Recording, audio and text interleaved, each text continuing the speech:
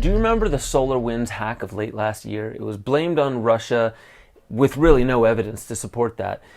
And it really crippled a lot of infrastructure. Apparently they were in the back end of the cyber world of the United States, very delicate data, all these things. Well, they are back. The same group is back. Microsoft is telling us that they are after global IT supply chains. So what does that mean? I'm going to get into that and more. Just remember that Klaus Schwab from the World Economic Forum said that cybersecurity attacks in the coming years will dwarf what COVID-19 has done to us. All this and more. Smash that like button, comment below, subscribe to the channel, share the video out, please. That's the best thing you can do. And take this microdose of infinity.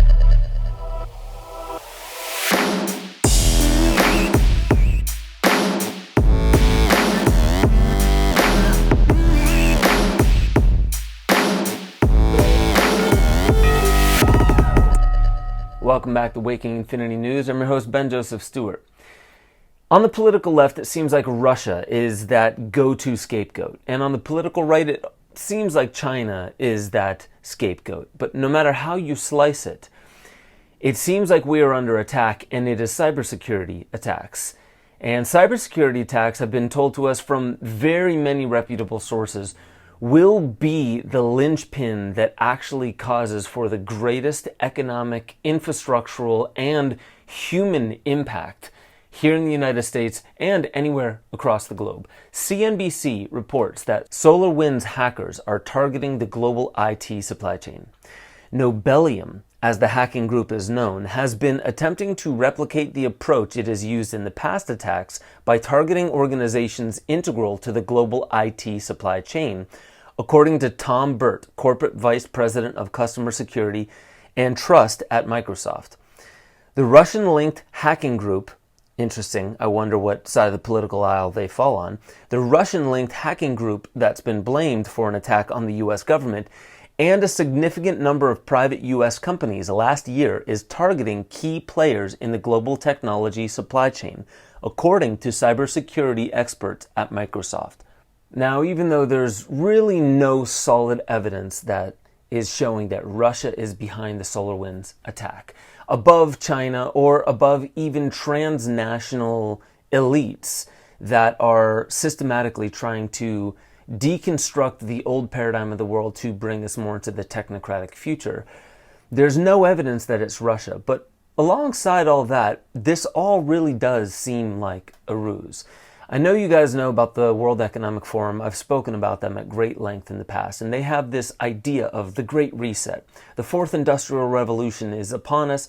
We must bring this into a Great Reset. We need to reset our economy, reset our form of governance, and reset the way that we think, how we live in a global society.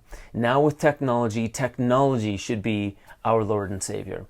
I know they don't really go that far, and I do believe that technology should be a force for good. Now, the same World Economic Forum that is giving you and bringing you the Great Reset, and many think that it's not going to be as terrible or as horrible as the Chicken Littles of the world are saying. You do have to take a look at what else they're building on. They just met in Dubai for what is called the Great Narrative Initiative. I don't disagree with some of the language that they're using, but you can always spin the language to say, this is why we are doing things for the best of you.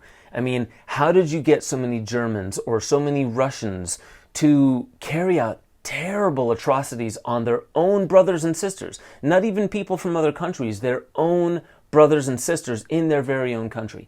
How did that happen? It was the narrative.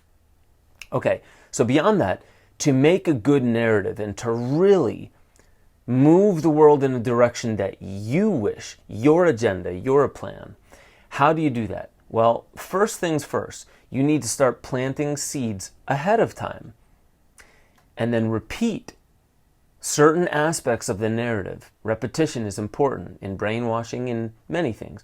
You say it over and over again until those seeds are just adequately planted in all the people. Cybersecurity is really the linchpin upon which all of our infrastructure now rests. What would the real impact be if our entire supply chain shut down even for a couple weeks. Imagine that, just for a couple weeks. Oh, well, I mean, you could survive. Most people, they have enough neighbors with food or whatever. You could survive it. Right. What about the psychological impact that it has? And what will that cause people to do if they actually start going hungry? They don't realize that it's only going to be 2 weeks, and they know that their neighbors must have food. This is how sensitive our nation, and really our entire infrastructure around the globe, truly is. So here's what I want to ask you. I'm going to show you a video from President Biden, basically warning us before he even officially got into office. He's warning about the threat of cybersecurities. Check this out. It was carried out by using sophisticated cyber tools. The attackers succeeded in catching the federal government off guard and unprepared. Foreign actors have been working this breach since late last year, at least last year, setting the landscape to compromise our systems, scraping up sensitive information from our world-class tech sector and from private businesses and from United States government agencies. Enough's enough. In an age when so much of our lives are conducted online, cyber attacks must be treated as a serious threat by our leadership at the highest levels. We can't let this go unanswered. That means making clear and publicly who is responsible for the attack and taking meaningful steps to hold them in account. So Biden made those powerful comments, and much of it just seems like the natural rhetoric that you would get from a president. We need to do this, we need to do that. Strong, powerful America, it's all about you, we love you, here's what we're going to do. So he talks about the dangers of cybersecurity, but in the very same month, he revokes Executive Order 13920, which is all about securing the United States bulk power systems. This executive order would prohibit the acquisition, transfer, or installation of certain BPS, bulk power system, electric equipment sourced from foreign adversary countries for 1 year. So bulk power systems, they're heavy, they are big, they're back ordered for about a year. We'd need to import them from Brazil or Germany. Why would Joe Biden go back on something that says, for 1 year, we're not going to allow our adversary countries to have access to or give us the bulk power systems? Meaning if they're an adversarial country, they cannot have some kind of unknown to us backdoor into our power grid. And then for some reason, Joe Biden undoes that. It doesn't make much sense unless the grand agenda is to cripple our economy, is to cripple our supply chains, and it is to cripple the entire grid. So I'm going to show you a TED Talk where somebody is basically speaking about how delicate the infrastructure and the power grid of the United States truly is. Check this out. We are terrible at listening to warnings about disaster. Right now, just a few hundred miles away from here in Florida, thousands of people sit without electricity. Imagine what that's like.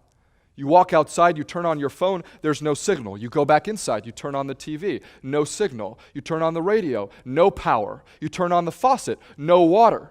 You turn on the fridge, no refrigeration, your food starts to spoil. You walk outside, cars pile up, no streetlights. In big cities, if you're in New York, LA, San Francisco, Chicago, DC, within 3 to 5 days, the food is gone from the grocery stores. And the trucks that the city counts on to resupply that food aren't coming. Within a week or two, the sewage system starts to overflow and contaminates what remains of the water supply, and people start getting cholera. Societal order starts to break down. There's mass evacuations.